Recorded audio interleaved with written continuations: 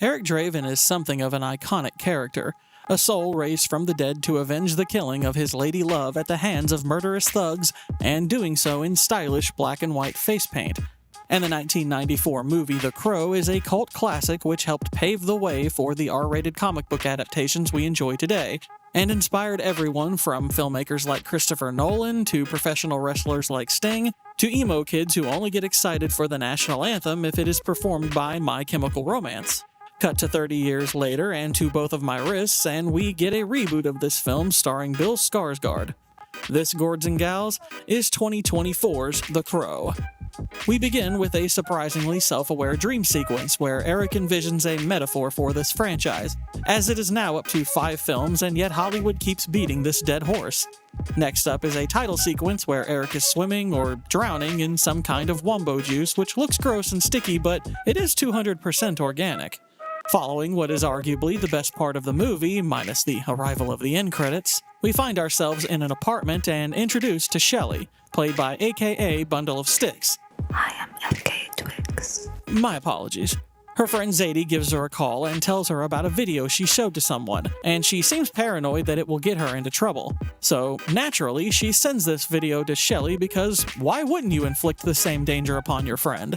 She says they can use this video to bring down whoever it's about, claiming he is not invincible. Shelley, however, believes he is exactly that, and states as much, which is shockingly enough to convince her friend. What a fickle pickle. Zadie asks Shelley to join her as she's leaving town, suggesting as well that they bring along their buddy who filmed the video. Seems a bit discourteous that she doesn't include whomever she showed it to, but then again, amigos, musketeers, ninjas, and billboards outside Ebbing, Missouri do work better in threes. Zadie arrives at her apartment and a discount Tilda Swinton is waiting for her, along with some goons who abduct her. Shelley heads out in the rain to see about her friend and a man follows close behind, probably because it's raining and he means to offer her an umbrella. Chivalry for the win. Fearing good manners, Shelley spots a pair of policemen and kamikazes right into them, making her bag filled with narcotics spill out onto the ground. I suppose when one is lacking around the chest, a drug bust will have to do. Emotional, damn it! Wow, we're this early into the video and I have already descended into boob joke territory. Tats. Great content. Next, we cut over to Eric, who resides in a place called Serenity Park Recovery Center. Serenity, no! Its all-pink dress code ironically seems like a good method for keeping the inmates' cravings for drugs intact. Funny enough, it turns out that Serenity Park is the name of an actual rehab center in Little Rock, Arkansas. It looks rather different from what is shown in the movie, so either this takes place in the Little Rock of the future or Serenity Park became a franchise. I think it would be pretty cool to have drive-through rehab where you could order any one of the 12 steps from the menu. After watching this, I personally would like a supersized order of the cast and crew making amends to me.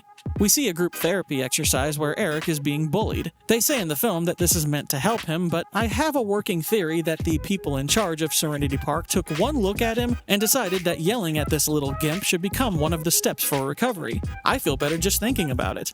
And if they ever get around to doing the drive-through idea, a little figure of Eric to throw around and scream obscenities at could make for a nice Happy Meal toy. Over in his cell, we see him fiddling with a razor because he's emo, and for those of you who are unaware, razors are for emos what lighters are for smokers, or what daddy issues are for Taylor Swift fans, carried with them at all times. Shelley walks by his cell and the two of them lock eyes, and it's like crippling depression at first sight. We're next introduced to a fellow named Vincent Rogue, who is approached by Discount Tilda and is told they found Zadie, informing the audience that he is the person whom the cell phone video could compromise. Zadie awakens after having been unconscious, and Vincent tells her that he made a deal with the devil centuries ago, having sacrificed hundreds of innocents just like her to purchase everlasting life. Apparently, this is the currency of the underworld because the souls of the scum of the earth who are already on their way to hell will not suffice. Not to be judgmental, but I think this movie has a pretty low bar for the word innocent. So good news for junkies and OnlyFans models. Okay, yes, I'm totally judging them and Zadie. Vincent utilizes the ancient power of the Whores Whisperer, and the little lady stabs herself in the neck before he sends her down under. Back to Serenity Park, Shelley sits down at lunch with Eric even though there are rules about opposite genders sitting together. Very progressive of the guards not to assume. The two talk about crying and bad jokes, and she asks him what kind of tea is hard to drink. If I had to guess based on her talking partner, I would say low T. The sperm count's a little low. The two of them grow closer as they learn one another's names, make faces during movie time, but mostly while standing in a circle and physically doing so. He even shows her his poetry and Dragon Ball fan art collection, and she doesn't even cringe like a normal person. She looks at his arms and there's evidence of self-inflicted cuts from days past. I guess he should have worn a Skarsgård. Okay, moving on. Put you in jail. Right away. No trial, no nothing. Shelley's name is spoken over the PA system, and she's alarmed because no one on the outside knew she was there, and it turns out Tilda has arrived to take her away. Eric sneaks her into the laundry room, and instead of separating the whites from the darks, they escape the rehab center without ever being chased and from an exit he already knew about but never used. They hitchhike their way back to the city, and she takes him to the place where she was living before, because obviously her pursuers would never think to look for her at her home. I think all these people are idiots. God. Also, she apparently left a key under the doormat because they don't even have to break in. She notices his rehab pants match her pink couch, and this gets her pretty hot, and they have the big sex. They take a break to wash off, and Eric tells Shelley that he likes her powerful oral. I beg your pardon? Oh, wait, scratch that. He said she had a powerful aura. I suppose that's nicer than saying he likens her appearance to an alien wearing Zoe Kravitz's skin, but then again, maybe that's just me. She tells him she finds him beautifully broken, and oh look, why am I suddenly standing on this window ledge? I really can't take much more of this dialogue. She pops a pill into his mouth, and then they drink, play dress up, and have more sex. Rehab was apparently a very big help for these two. The police pull Zadie from the water, and one of the officers on scene calls to inform Tilda, who then relays the message to Vincent, who is surprised the body was found. Dude, you've sacrificed hundreds of people before. Don't you know by now that you have to dissolve the body before flushing it down the toilet? Yes, science! Then, in a nice change from all of the substance abuse and fornication, we see Eric and Shelley at a park reading self-help books and swimming in a lake. You know, I've been thinking about writing a self-help book myself. I really want to help people who are addicted to reading. We next see them making music, and Eric is playing the keyboard while Shelley is singing on a couch, and suddenly I miss the substance abuse and fornication. She takes over the keyboard, and this causes her to have hot flashes, and she goes to a bridge to end it all. Our two lovebirds discuss starting over because anywhere is better than living in a posh apartment with free clothing, booze, and drugs, and in a city that doesn't even pursue rehab escapees. She asks if she jumped, would Eric do it with her, and he says of course he would. Sam! You know, I had a girlfriend who once asked me the same question, and I told her I needed to think about it. She abruptly jumped before I could make up my mind, so I decided to go home. Never saw her again. They dance at a club, and Shelley is approached by a friend while she's rehydrating and is told Zadie is dead and that they need to make like the Allied troops in Vienna on October 25th, 1955, and leave. Were you expecting a joke there? You know, it isn't always fun and games here in the Gourdish Kingdom. Sometimes you encounter a movie so silly that exercising the brain is necessary so you don't fall into a stupor, much like Eleanor Roosevelt did in August of 1946 while driving her vehicle, which ultimately resulted in a 3-car crash which injured 5 people. Or like Hillary Clinton did with the 2012 Benghazi attacks, which resulted in several casualties and a Michael Bay film. Anyway, they go back home, and Tilda Swinton and some men are there, and they wrap their heads in plastic bags, which is smart in case Shelley were to start singing. She passes out, but Eric ends up in some kind of train station purgatory, which I'm pretty sure was lifted from the third Matrix movie. Way to mimic a modern masterpiece. He meets a gentleman there named Kronos and is told that when someone dies, a crow carries the soul to the land of the dead unless the soul is really, really sad. In such cases, the crow helps the soul set things right, and since Eric is perpetually sad, he qualifies for such help. The man pushes Eric into some water, and this causes him to wake up, and I'm pretty sure this is done the exact same way in Inception. He's now back in the apartment, but Shelley is gone, and then he remembers getting a tattoo on his hand, but it was never finished because she couldn't bear to not have his attention for a few minutes. This memory makes Eric cry. The police officer who works for Vincent arrives and interrupts this little crying session and ends up shooting Eric, but he gets back up to fight, and despite multiple stab wounds, he still manages to fight the man off and get a stab in of his own. Turns out Eric has been gifted with fast healing powers, just like a crow. Or a Wolverine. He then ends up following a hallucination of Shelley who yeets herself off of a bridge. He jumps in after her and ends up back at the train station where Kronos is waiting. He informs Eric that Shelly's on her way to hell because of Vincent's deal with the devil. I'm sure the drugs, alcoholism, and premarital relations had nothing to do with that. By the way, do you think the exchange rate for souls differs from person to person? Is one worth years for Vincent while another only days? Well, if it is done this way, I'd wager Shelly would only score him a day pass. Kronos says that in order to get her back, Eric will need to kill the big baddie and his minions, and then he inceptions him back to reality. Eric visits the home of his tattoo artist friend, and rather than getting his ink fixed, he asks for a gun. He takes it to Shelly's funeral and introduces himself to her mom, which is a pretty unconventional way to announce, "I'm dating your daughter." He questions her on her association with the people who killed Shelly and demands their names so he can bring her back and set things right. The mother, however, insists that Shelly is gone and that she is not coming back, much like her dad. Though, in his defense, it is really hard to find Newports in that part of the world. She goes on repeating this, and like a dinner table with only straight people with meat on their plates, the conversation proves fruitless. Got him! Eric searches her bedroom, and after rummaging through some bad poetry and pictures, he finds an ID card of hers which has Vincent's last name on it. He finds a building of the same name, and it appears to be some sort of art expo, but I prefer to think of it as a rogue gallery.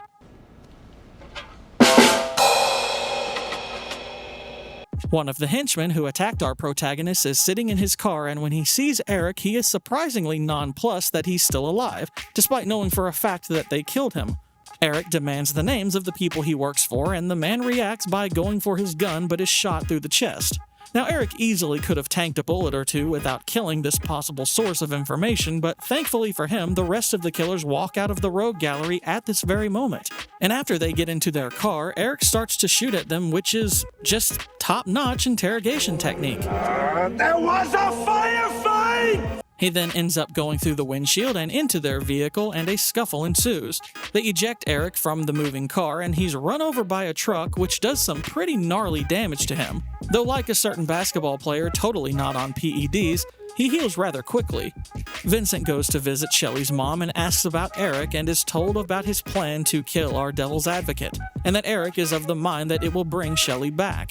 He moves to leave, but before doing so, Vincent whispers into Mother's ear the release date of George R.R. Martin's Winds of Winter, and she's so distraught that she jumps from her window. Eric goes to visit Dorm, the man from the club who warned Shelly earlier, and Dorm reveals that the man behind his Lady Love's End is Vincent Rogue, explaining as well his power to make people do things by whispering in their ear. And I'm pretty sure this is just like Kilgrave's power in Jessica Jones, or indoctrination in Mass Effect. Dorm also turns out to be the person who filmed the cell phone video and got this whole mess started, and is told to get away if he can. Eric retrieves Shelly's cell phone and watches a video that shows her, Dorm, Zadie, Vincent, and some other girl hanging out together. Vincent whispers into Shelly's ear, and she picks up a knife and stabs the other girl. So this is what the whole plot hinges around. The thing that Shelly was afraid to show Eric for fear that he wouldn't love her anymore, and that Vincent is afraid of getting out for fear of it incriminating him. What the actual f***? Vincent has been shown to be able to kill by overtaking the wills of his victims and having them do it to themselves. Why he chose to have it done by somebody else and in front of somebody else, a few somebodies in this case, and while someone was filming, could be called this movie's greatest mystery of all. Or Vincent really just wanted his bread buttered and a Jelly Shelly decided this bitch was toast. Eric is deeply troubled by the contents of the clip, and I'm guessing he watched In a Violent Nature because he takes a very long walk but with the emo twist of it being dark and rainy instead of wooded and Canadian. Equally depressing either way. He goes to see his friend the tattoo artist and tells him what he saw. Unfortunately, it turns out he was followed by Vincent's goons and they kill the artist before turning a shotgun onto Eric, though this time he doesn't heal because he had the audacity to doubt Shelly's innocence. Just because she stabbed somebody and they bled to death like a long pig doesn't mean she's a murderer or anything, Eric. Believe all women, not your lying eyes. He awakens at the train station and Kronos tells him that he wasted the power of a god and that Shelly is now lost forever. A quick aside, I'm pretty sure we already established that Wolverine has healing powers too, so really he only had the power of a comic book mutant and not even all of his powers. Eric tells Kronos that he'll trade his soul for Shelly's and a murder of crows swarm around him and give him the full power of emo. I mean, look at him. He even has the wombo coming out of his eyes. I wonder why they didn't do this before. He respawns in his bathroom and we get to see his new powers on display, which include the fast healing from before along with the ability to use a shotgun, both as a firearm and as a club, just like a crow. Also, it seems as though Eric no longer feels any pain from his injuries. Not so much like a crow, but definitely a late-stage emo power. He then sits beside the dead goon and the body of the deceased tattoo artist, a friend of his, I'll remind you, on the couch and finishes the tattoo. Also, that bad guy was blasted with a shotgun some ways from where he's resting now, which means Eric actually dragged him over to the couch to keep him company. I don't know what any of that means, but it sounds fucking retarded. Eric takes a katana from his friend's apartment and heads to Rogue's gallery during an opera performance. There, he's met by the establishment's security forces, whom he violently massacres without even checking to see if they're actually villains, rather than just employees. I suppose it's a good thing Vincent's attending an opera rather than a school play. Eric offs a dozen or so guards and works his way to the main henchman and Tilda herself, eventually cutting off both of their heads. The opera ends and Eric takes the stage and holds up the heads he collected, and everyone rudely leaves. Not even one call for an encore. I never knew that the music like that was possible.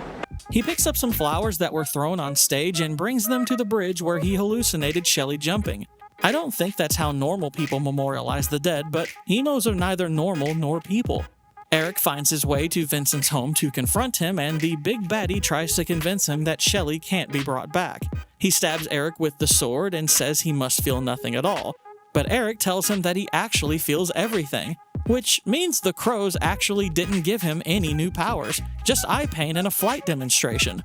Vincent tries to give him the whisper to take him over, and there's an internal struggle inside of Eric that's a lot like the one Aang has at the end of Avatar Season 3 when fighting the Fire Lord. Wow, this movie is accumulating quite the creative debt to other artists. I really hope it doesn't flop or anything. And just as Aang turned that wicked energy back onto Ozai, Eric reverses the and then runs Vincent out of a window. Upon landing, they find themselves at the train station, and as Vincent stands in a puddle, a tentacle monster rises up and pulls him down to hell. Crow? That's a mystery. Shelley does indeed return, and she and Eric have one last goodbye before she is sent back to the real world, while Eric goes to hell like a little simp. Could have been worse, I suppose. He might have ended up at the altar with her. We then get a monologue about how their love will live on in whatever she does, and we see her singing and dancing as she has taken his banishment to hell pretty well, and thus, the movie ends. That wasn't a good play. I'll say. No kidding. Horrible. You said it. But the effects were decent. There has been a good bit of discussion as to whether The Crow managed to unseat Borderlands as the worst movie of 2024, which was surprising at first because I and many others figured that to be near impossible. Now, having seen both myself, I personally believe Borderlands is the inferior movie and, yes, the worst of the year. That said, this is a comparison between two turds, one with sprinkles and one without. The Crow is bad in ways I hadn't considered possible when I became aware of this reboot. I figured it would at least attempt to bring back certain plot elements from the graphic novel or the 1994 movie, which are indeed quite different. However, when the 1994 film arrived, its changes largely worked quite well for a cinematic adaptation. It's far from perfect, mind you, but quite good all the same, and in no small part due to Brandon Lee's iconic and ultimately tragic performance. Here, however, we have an adaptation that carries over just one aspect of Eric Draven's character and manages to impart it upon the audience, that being a desire to treat one's wrist as a good place to add hash marks with a sharp object. The plot is pathetic, the dialogue is laughable, it borrows lazily from other media, and the performances are dreadful. Even Bill Skarsgård, who is typically a very reliable actor, seems to have attended the Attack of the Clones School of Acting for this abomination. Rather than bringing us a loving tribute to the author or to Brandon Lee, the source material is ground up in the Hollywood machine, chewed up and swallowed, pushed out of the Hollywood anus, and then served steaming and unsalted. That is one big pile of shit. Well, that's all for today, Gourds and Gals. I'll see you again real soon, but until then, God bless and Gourdspeed.